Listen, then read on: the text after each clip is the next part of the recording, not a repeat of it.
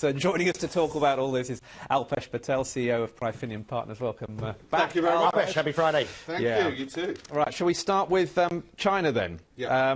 We've seen those pictures of the new notes, but the story on the front of the South China Morning Post is about credit drying up in China. Yeah, you know, the reason this is of global importance, and it wouldn't have been 10, 20, 30 years ago, is we better pray the Chinese get this right. What they're saying is that consumer spending has decreased. In order to maintain that demand, the government is increasing their spending.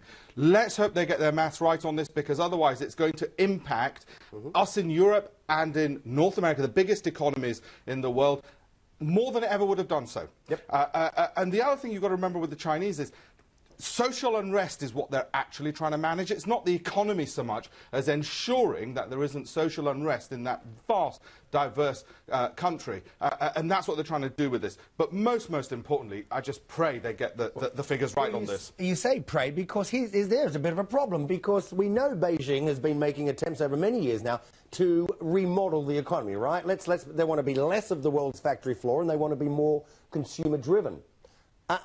If they're they want to be consumer-driven, but already, we're starting to see consumers not spend as much, tighten their belts. I tell you what, I'd rather that they were doing government spending than that they were boosting consumer credit, because we know how that's worked out for us in the West. Well, exactly. You know, and they've got to manage it being a consumer economy for exactly that reason. I think they've learnt the lessons from the West, which is why I think they're shoring up with government spending, because that investment long-term into their infrastructure is very much needed by that country. And also, I just hope that what they don't do is use that capital to keep on shoring up their economy and dumping, because they do use significant amounts of their spending to artificially deflate their currency and therefore make their exports that much cheaper and dump their goods on the West and make it impossible for us to compete on a level playing field. I'd rather spend their money on investments than they did on manipulating their currency. Well, right. Well, should we move on to other investments? And No, you want money. Money. You want the money. You're forgetting the 100 yuan. Yeah, new 100 yuan notes. But no. So this is meant to make it easy, harder to counterfeit, right? Yeah, I'm just thinking, you know, China, it's a totalitarian dictatorship with a dodgy human rights record. Who's got the guts to counterfeit? I know. In any event, touch that. You know what I mean? Sorry, you're already pretty brave. But yes, it's obviously a critical issue. It's becoming an increasingly modern economy, of course. And as you evolve, these are the kinds of measures you need to take. But like I said, I'd be scared senseless of committing any criminal act in China. Right. Go for it. Yeah, no crimes. No crimes in China. We move on to the Modi visit. Obviously, huge news here. Big deals already signed. I mean, what for you is the key? I think one of the key aspects, you know, I work with the UK government's UK Trade and Investment arm and something called the Global Entrepreneur Programme, where we bring in entrepreneurs from India. We have never seen more entrepreneurs out of India wanting to set up their global headquarters in the UK. So for all the talk of India and its growth, we've got Indians of global ambition, not just looking at the Indian market, but looking to go global and access the EU from a UK base. And more of them set up here in the UK as their headquarters than any other country in Europe. And I think that hasn't really been drawn out as much as I would have wished it to have been. And that's fantastic news for Britain, because, of course, it's jobs, it's taxation, it's all those positive aspects. So it's money coming over here from India, not just us exporting over there. And is that straightforward? Are there any barriers or anything during this trip that can be discussed on that front? Well, actually, what we want to do is get even more of those companies setting up over here. The advantage to us in Britain is the ease of doing business. Now, India is improving in terms of its ease of doing business, but it's so many tiers or steps under the ladder behind Britain that actually for a long time we're going to have that advantage. But it's actually just positive. We've not seen any major hurdles. I mean, both countries are working hand in hand in reducing any of the sort of regulatory problems of investing and trading with both countries. But it's all been moving in the right direction. Every business person I speak to is overwhelmingly positive because of this Prime Minister being so energetic about that. Well, you say all that, but if you look at the numbers, we used to be Britain used to be in the top 10 trading partners with India. It's now 12.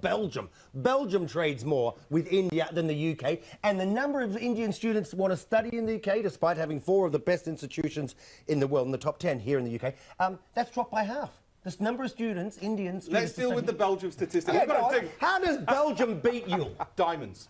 diamonds. Antwerp. Okay, so there's a whole bunch of Indians in Antwerp polishing the diamonds, which come from India, and they go back. I mean, some of these trade figures, whereas Britain has a diverse base of trade and investment with India. But you're absolutely right. Whilst we've doubled up trade and investment over the last 10 years, we want that to be doubled even more because of those close links. It's extraordinary that it isn't even greater. Now, there's a lot of people working on making it be even greater between the two countries in terms of trade and investment, but the direction is definitely clear. It's increasing year on year on year.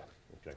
Let's move on to the story at the front of the Times. Borders in crisis after migrant talks fail. These are these talks in Malta with African countries and the EU leaders. There was nearly $2.2 billion pledged by EU leaders to try and help with this, but it seems that there are some big barriers still. I tell you what worries me the most. There's a line in that report: Slovenia razor wire with Croatia. Yeah. So much for the EU dream of open borders. And I think that tells you everything, what's happening on the ground, what the reality is. In actual fact, the EU might be able to learn from India a bit, which is a country which has managed to incorporate a vast diversity of religions and cultures with relatively little problem. But Europe is having a huge problem. I wanted to ask the journalist who wrote this, when you're talking about EU and migration, the major problem seems to be from Africa. Is there a single African country which hasn't been colonised by an EU country? It's just basically they're coming home to roost, and that's what's happening. And the EU putting up razor wires, it's got big problems. It's only going to get worse. Okay, let's because our time is clicking up, ticking, I should say. Apple, Apple playing its role in our cashless, or what's fast becoming cashless society, right?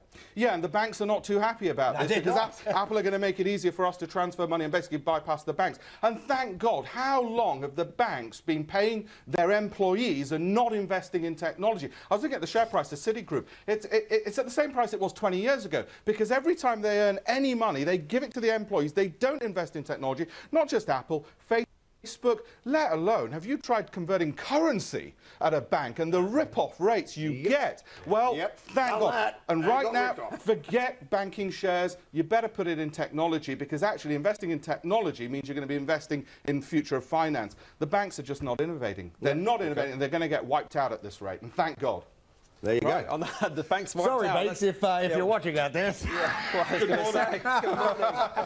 We're going to wrap it up. We have to wrap it up there, unfortunately. Alpesh, thanks so much for being back with us again. Yeah. Hey, did you? No, I know. How long have we got? Oh, we're counting down. Did you pass your driver's test first time? First time. Oh, you're very clever. We're all happy drivers. Thanks very much for watching. We'll see you soon. See you Top soon. of the hour. Goodbye. Bye-bye.